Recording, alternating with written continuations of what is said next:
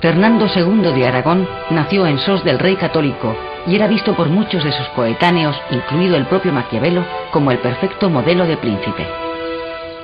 Conforme iba cosechando éxitos, se le consideró como el posible emperador del mundo, que según una creencia muy extendida, derrotaría al Islam, conquistaría Jerusalén y entregaría su imperio directamente a Dios en la Ciudad Santa. Cuando a los 22 años comenzó a reinar en Castilla, poseía ya cierta experiencia como regente en Aragón y rey de Sicilia. Desde los primeros años de su reinado en la Corona de Aragón, impulsó una política de pacificación del Principado de Cataluña como paso previo para su recuperación económica tras la guerra civil que arruinó política y económicamente el Principado durante el reinado de su padre. Una de las dificultades principales con que se encontró Fernando fue la reactivación de los problemas entre los campesinos y los señores en Cataluña. La situación de los campesinos era desesperada en toda la península tras varios siglos de luchas, hambrunas y epidemias de peste, resultando crítica en Cataluña. En gran parte del Principado, el campesinado formado por los payeses de remensa se encontraba bajo un duro sistema feudal que amparaba y perpetuaba los llamados malos usos por parte de sus señores. En 1484 estalló el conflicto en la comarca de la Garrocha. La revuelta llegó a las puertas de Barcelona, donde los propietarios de las tierras, els ciutadans honrats, derrotaron a los sublevados. La guerra había finalizado, pero las tensiones sociales persistían. Por la sentencia arbitral de Guadalupe, firmada por el rey, los malos usos y las servidumbres feudales se abolieron, y los campesinos obtuvieron estabilidad en las tierras que trabajaban, aunque se respetara la propiedad señorial. Era deseo de Su Alteza Nuestra Señora. Además de todos estos esfuerzos, los reyes católicos tuvieron que asentar su poder sobre bases firmes.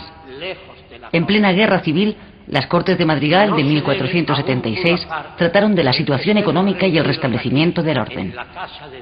Los ingresos de la monarquía eran inferiores a sus gastos, por lo que fue necesario reorganizar la hacienda y centralizar el cobro de impuestos. Al mismo tiempo, se anularon las rentas pagadas por la corona a la nobleza que no tuvieran razón de ser. En las Cortes de Toledo de 1480 se planteó la restitución al patrimonio real de los bienes y rentas que habían sido transferidos de manera irregular por los monarcas anteriores. Las familias principales vieron disminuidas sus rentas a casi la mitad, así como el clero, la baja nobleza y la burguesía. Mientras tanto, la Santa Hermandad garantizaba el mantenimiento del orden público. En sucesivas cortes continuaron las reformas tendentes a asegurar el control real de todas las instituciones, incluida la Iglesia. Porque su probada lealtad a la corona servirá de ejemplo a los demás. Los reyes demandaron a la Santa Sede que ningún cargo eclesiástico fuera provisto sin su consentimiento. En 1486 el Papa Inocencio VIII aceptó el regio patronato, es decir, la potestad de los reyes para expresar su opinión sobre los candidatos para el cargo, teniéndose que elegir solo entre ellos. En la reforma de las costumbres y vida relajada del clero, los reyes contaron con el apoyo de Francisco Jiménez de Cisneros, franciscano de una voluntad férrea, que de confesor de la reina pasó a provincial de los franciscanos, siendo nombrado después arzobispo de Toledo y cardenal, y por último, regente de Castilla. Otra base importante para la consolidación del poder real fue el control de las órdenes militares. Estos organismos poseían una gran parte de la riqueza del Estado, con jurisdicción sobre 1 millón de personas, constituyendo de hecho un Estado dentro del Estado. Cuando en 1476 muere el maestre de la Orden de Santiago, Isabel, con su audacia característica, cabalgó durante 3 días sin descanso, pese a estar embarazada, para llegar al convento de Uclés, donde los caballeros de la Orden se disponían a nombrar nuevo maestre. Allí exigió que ese cargo recayese en su marido Fernando, sentando así un precedente cuando en años sucesivos quedaran vacantes los maestrazgos de Calatrava y Alcántara, que fueron también otorgados al rey católico. Por último, una bula pontificia de 1523 incorporó definitivamente las 3 órdenes a la corona.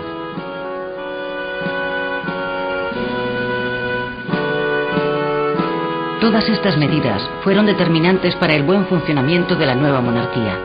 La unión de las 2 coronas constituyó el primer paso hacia la formación de España como Estado.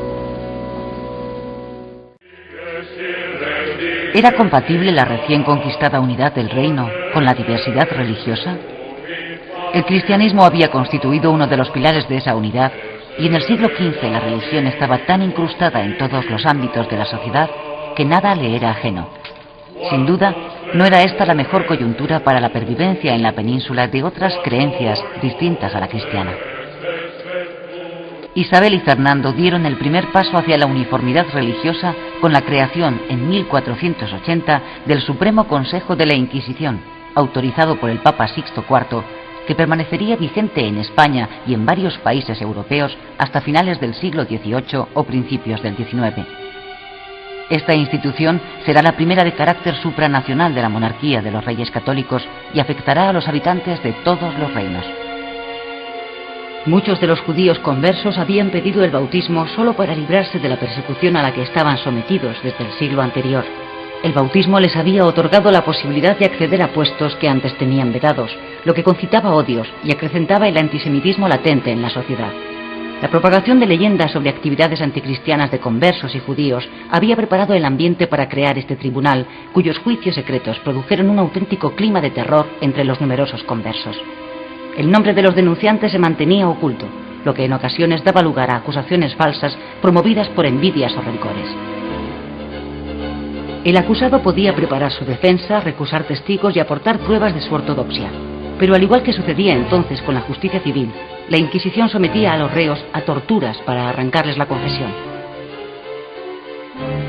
Las penas eran aplicadas por la justicia secular y las sentencias se hacían públicas en solemnes ceremonias llamadas autos de fe. En 1482 se nombraron 8 inquisidores, entre los cuales se encontraba el dominico Fray Tomás de Torquemada, quien años después concentraría todo el poder de esta institución al suprimirse las inquisiciones diocesanas para crear una única inquisición para todos los territorios de la monarquía hispánica. El 31 de marzo de 1492, los Reyes Católicos firmaron el decreto de expulsión de los judíos de todos sus reinos, teniendo un plazo de 4 meses para abandonarlos o recibir el bautismo. La prohibición de sacar oro, plata, monedas, armas y caballos obligó a los judíos a transformar sus bienes en letras de cambio. La expulsión de los judíos supuso graves daños para la economía y la cultura de los reinos hispánicos. La cifra de los expulsados se sitúa entre 165.000 y 250.000. Los puntos de destino de este éxodo fueron muy diversos, destacando Portugal, África del Norte, Italia, Países Bajos y las actuales Grecia y Turquía. Otros muchos optaron por convertirse al cristianismo y permanecer en sus hogares. Los sefardíes, los judíos que fueron expulsados, llevaron con ellos su lengua castellana que aún se conserva en muchos lugares, como por ejemplo Estambul. ¿Cuál fue la razón última por la que los Reyes Católicos tomaron esta decisión? El supuesto antisemitismo de los monarcas no existió nunca, pues no dudaron en rodearse de judíos y conversos. Tampoco se puede arguir la intención de apoderarse de sus bienes, pues el producto final de las riquezas confiscadas no igualaba con mucho las pérdidas que sufrió la Hacienda Real con su marcha. Queda por último la razón dada en el edicto de expulsión: evitar que sus prácticas religiosas se propagaran. A la larga nuestra táctica tendrá éxito. Si los Reyes Católicos pensaron que la mayoría de judíos optarían por la conversión, los hechos demostraron justo lo contrario, ya que casi todos eligieron el exilio. Isabel y Fernando volvieron a Granada en 1499 con el cardenal Cisneros, que decidió establecerse en esta ciudad a fin de dar un fuerte impulso a la conversión al cristianismo de los musulmanes que habían permanecido en la península tras la caída del reino nazarí. Decidido a conseguir pronto sus objetivos, Cisneros empleó mano dura sobre unos habitantes que ya se veían obligados al pago de impuestos y otras medidas no estipuladas en las capitulaciones de rendición.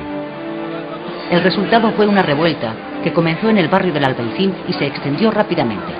Los conflictos se prolongaron hasta 1502 y concluyeron con una solución ficticia, pues la población mudéjar, puesta en el dilema de convertirse o emigrar, optó de manera mayoritaria por el bautismo, aunque en secreto seguían siendo musulmanes.